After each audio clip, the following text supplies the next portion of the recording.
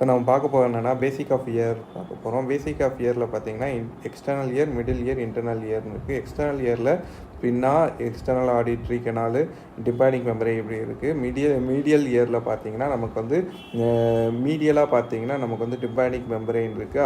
3 ossicles இருக்குது. யுஸ்டாச்சியன் tube இருக்குது. யுஸ்டாச்சியன் tube நமக்கு என்ன, யுஸ்டாச்சியன் டியூப் முக்கியமாக நமக்கு வந்து மிடில் இயர் டு ஃபேரிங்ஸ் வரை கனெக்ட் ஆகிருக்கு. ஸோ நமக்கு வந்து வென்டிலேஷன் ஆஃப் மிடில் இயர் வந்து பாசிபிளாக இருக்கும்.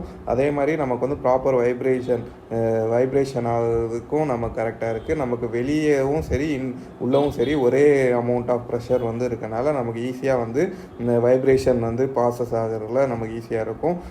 அதே மாதிரி மிடில் இயரோட ப்ரெஷரை மெயின்டைன் பண்ணுறதுக்கும் இது வந்து ஹெல்ப்ஃபுல்லாக இருக்குது. இந்த drainage of secretion of middle இயருக்கும் இது வந்து முக்கியமாக உதவுது. எப்போ வந்து நமக்கு இந்த யுஸ்டாச்சியன் டியூப் வந்து பிளாக் ஆகுதோ அப்போ வந்து நமக்கு சீரியஸ் ஓட்டைட்டிஸ் மீடியா வந்து ஃபார்ம் ஆகும். அந்த சீரியஸ் ஓட்டைட்டிஸ் மீடியா வந்து ஃபார்ம் ஆயிடுச்சு அப்படின்னா நமக்கு வந்து யுஸ்டாச்சியன் டியூப் பிளாக் ஆகிருக்குன்னு அர்த்தம். No ventilation to middle ear. So நமக்கு வந்து மிடில் இயரில் வந்து ப்ரெஷர் வந்து நெகட்டிவாக மாறிடும். ஸோ நமக்கு வந்து எக்ஸ்டர்னல் இயர் ப்ரெஷர் வந்து அதிகமாக இருக்கும், மிடில் இயர் ப்ரெஷர் வந்து நமக்கு கம்மியாக இருக்கும். ஸோ நமக்கு வந்து டிம்பேனிக் மெம்பரேன் வந்து ரிட்ராக்ஷன் ஆகிறதுக்கு வாய்ப்பு இருக்குது. அதனால நமக்கு ஆசிக்கல்ஸ் வந்து மொபிலிட்டி வந்து இல்லாமல் போயிடும். ஸோ ஹியரிங் வந்து நமக்கு வந்து ஹார்டாக இருக்கும் அப்படின்னு சொல்கிறாங்க. இது என்னென்ன கேசஸில் வரும்னா pharynx, throat, upper respiratory tract இன்ஃபெக்ஷன்ஸ்னால நமக்கு வந்து மிடில் இயர் இன்ஃபெக்ஷனும் அதுக்கு வாய்ப்பு இருக்குது. இன்னர் இயர் அப்படின்னு பார்த்தீங்கன்னா medial to the middle ear, also called as the labyrinth. the second part வந்து the membranous and the bony அப்படின்னு சொல்லுவாங்க. medial to the inner earனு பார்த்தீங்கன்னா நமக்கு வந்து cranium, the base of the skull connects to the inner ear to the brain, part of the temporal bone. இதில் பார்த்தீங்கன்னா நம்ம வந்து pittorous part of the temporal bone also called as the pittorous pyramid contains the middle ear and the internal ear, the formation of inner part of the mastoid. இதில் பார்த்தீங்கன்னா நமக்கு வந்து temporal போனில் வந்து ஸ்குவாமஸ் பார்ட் இருக்குது, tympanic phone இருக்குது, mastoid, styloid process இப்படின்னு எல்லாமே இருக்குது. The whole of the ear is present inside the temporal bone in form of tunnel. Any infection ascending superiorly reaches the cranium. முக்கியமாக டெம்பரல் லோப் வழியாக தான் முக்கியமாக reach ஆகக்கூடிய வாய்ப்பு இருக்குது. இந்த roof of the middle ear பார்த்தீங்கன்னா டெக்மெண்டம் டிம்பைனை, இது வந்து மிடில் இயரோட ரூஃப்னே சொல்லலாம். அதே மாதிரி பார்த்தீங்கன்னா superior செமிசர்குலர் canal bulges at the arcuate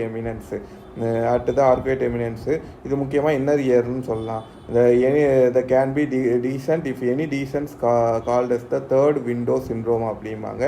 ஏன்னா ஏற்கனவே 2 விண்டோ இருக்குது, இதில் ஏதாச்சும் ரீசன்ட் ஆச்சு அப்படின்னா 3வது விண்டோவான அந்த ஃபார்ம் ஆகிறதுக்கு வாய்ப்பு இருக்குது. சுப்பீரியர் செமி சர்க்கிள் கனாலில் அந்த விண்டோ ஃபார்ம் ஆகிறதுக்கு வாய்ப்பு இருக்குது. இது வந்து என்ன பண்ணுன்னா நமக்கு வந்து increases the intracranial pressure transmitted to the inner year, அதனால நமக்கு வந்து இன்னர் இயர் பெயின் வந்து இருந்துக்கிட்டே இருக்கும்.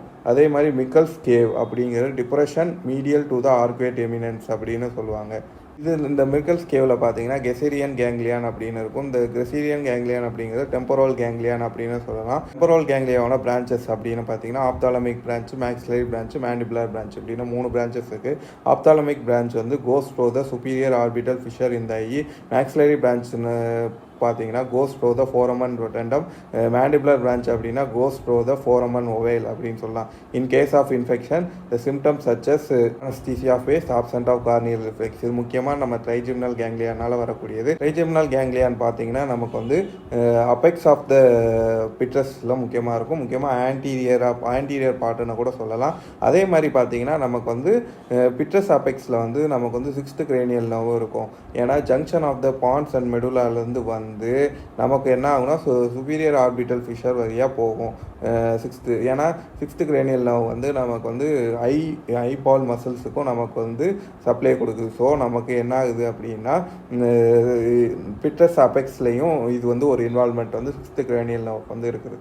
ஸோ நம்ம என்னவாகும்னா இன்கேஸ் நமக்கு வந்து பிட்ரசைட்டிஸ், அபெக்ஸ் ஆஃப் த பிட்ரஸில் வந்து ஏதாச்சும் இன்ஃபெக்ஷன் ஆகிடுச்சு அப்படின்னா நமக்கு வந்து என்ன ஆகும் அப்படின்னா 5th and 6th கிரேனியல் வந்து அஃபெக்ட் ஆகும். நமக்கு வந்து அதனால் diplopia, paraesthesia face, absent of corneal reflex இதெல்லாம் வர்றதுக்கு வாய்ப்பு இருக்குது.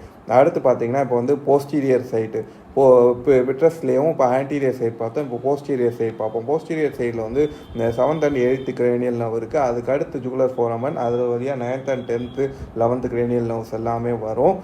இன்கேஸ் நமக்கு வந்து இன்டர்னல் அக்காஸ்டிக் மியாட்டஸ் பக்கத்தில் தான் ஃபஸ்ட்டு வந்து நமக்கு வந்து அக்காஸ்டிக் நியூரோமா வந்து ஃபார்ம் ஆகும். ஃபஸ்ட்டு வந்து அஃபெக்ட் ஆகக்கூடியது 7th and 8th நர்வ் என்ன அப்படின்னா வெஸ்டிபுலோ காக்லியர் நர்வ். அது வந்து நமக்கு பேலன்ஸுக்கும் இன்னர் இயருக்கும் வந்து முக்கியமான ஒரு நர்வ் அப்படின்னே சொல்லலாம். ஃபஸ்ட்டு வந்து 7th and 8th வந்து அஃபெக்ட் ஆகுது. இன்கேஸ் நமக்கு வந்து ஆன்டீரியராக போச்சு அப்படின்னா நமக்கு வந்து 5th and 6th வந்து அஃபெக்ட் ஆகும். இன்கேஸ் நமக்கு வந்து போஸ்டீரியர் ப்ரெசன்டேஷனாக இருந்துச்சுன்னா நமக்கு வந்து 9th and 10th வந்து அஃபெக்ட் ஆகும். பார்த்திங்கன்னா நமக்கு ஜுகுலர் ஃபோரமனில் வந்து வேறு என்ன இது கண்டென்ட்ஸ் இருக்குது அப்படின்னா ஜுகுலர் வெயின் வந்து சிக்மாய்டு சைனஸாக மாறி ட்ரான்ஸ்வர்ஸ் சைனஸ் ஆகும். இந்த ஒரு இது வந்து அங்கே கண்டிப்பாக இருக்கும். அடுத்து பார்த்திங்கன்னா நம்ம வந்து பேஸ் ஆஃப் த ஸ்கல் பற்றி பார்க்க போகிறோம். பேஸ் ஆஃப் த ஸ்கல் வந்து the floor of the middle ear அப்படின்னு கூட சொல்லலாம். The infection of middle ear descends down here அப்படின்னு சொல்லலாம்.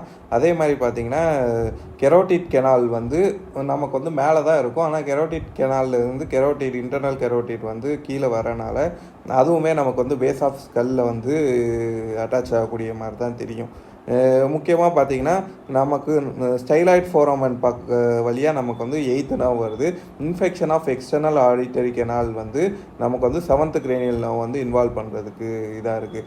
Infection from the ear going the சுப்பீரியர்னா இன்ட்ராக்ரேனியலி என்னென்ன அப்படின்னு பார்த்தீங்கன்னா 9th 10th 11th at the jugular foramen. Base of the skull அப்படின்னாலும் நமக்கு வந்து 9th 10th 11th can be involved 6th also in petrositis அப்படின்னு சொல்கிறாங்க. இன்வெஸ்டிகேஷன் அப்படின்னு பார்த்தீங்கன்னா பெஸ்ட் ஃபார் இயர் அப்படின்னா HRCT of the temporal phone.